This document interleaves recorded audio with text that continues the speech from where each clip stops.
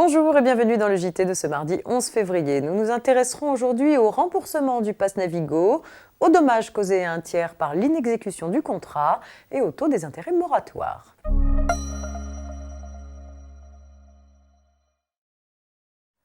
On ouvre ce JT avec une question relative au remboursement du pass Navigo.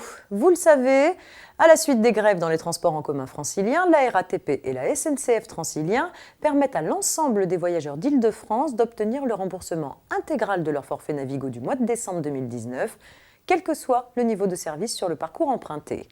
Les usagers doivent formuler leur demande de remboursement sur Internet à l'adresse mondédommagementnavigo.com. Une question se pose alors, les employeurs prenant en charge 50% de l'abonnement au transport en commun peuvent-ils réclamer auprès des salariés la moitié de ce remboursement ? Interrogé par nos soins, le ministère du Travail a répondu par la négative. Il s'agit d'un geste commercial de nature indemnitaire et non du remboursement d'un trop-perçu. Le salarié qui accomplit cette démarche n'a donc pas à en informer son employeur. À plus forte raison, il n'a pas à verser une partie de cette somme à l'entreprise.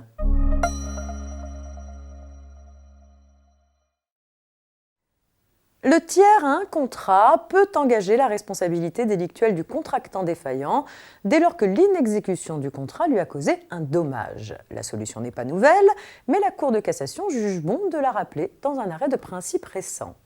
Deux producteurs de sucre concluent une convention d'assistance mutuelle pour le cas d'arrêt accidentel prolongé de l'une de leurs usines. Cette convention est mise en œuvre lorsqu'à la suite d'un incendie dans une centrale électrique, l'une d'elles est privée d'énergie pendant un mois. L'usine, encore en activité, assure donc une partie du traitement revenant normalement à l'usine à l'arrêt et subit un surcroît d'activité à l'origine de pertes d'exploitation. Son assureur l'indemnise et demande en justice le remboursement au fournisseur d'énergie défaillant. L'assureur invoque le dommage subi par son client qui résulte de l'interruption de la fourniture d'électricité.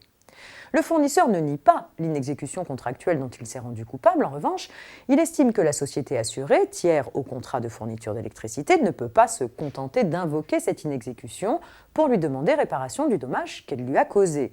D'après lui, le tiers, victime de l'inexécution, doit prouver que celle-ci résulte d'une faute de nature à engager la responsabilité délictuelle du contractant défaillant. La Cour de cassation condamne cette argumentation. Réunie en assemblée plénière, elle donne raison à l'assureur. Dès lors que la défaillance du fournisseur dans l'exécution du contrat de fourniture d'énergie est constatée, le tiers qui a subi un dommage du fait de l'arrêt de l'usine ou son assureur peut en demander réparation à ce fournisseur sur le fondement délictuel.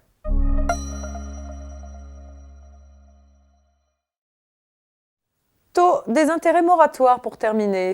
Les contribuables qui n'acquittent pas leurs impôts dans les délais légaux doivent acquitter des intérêts de retard destinés à réparer le préjudice financier subi par l'État. Le taux de cet intérêt de retard est de 0,2% par mois pour les intérêts courants du 1er janvier 2018 au 31 décembre 2020, au lieu de 0,4% auparavant. Ce taux s'applique également aux intérêts moratoires dus par l'État en cas de remboursement opéré au profit d'un contribuable suite à un dégrèvement ou de restitution de consignation à un contribuable ayant bénéficié d'un sursis de paiement. C'est tout pour aujourd'hui. Excellente journée et à demain.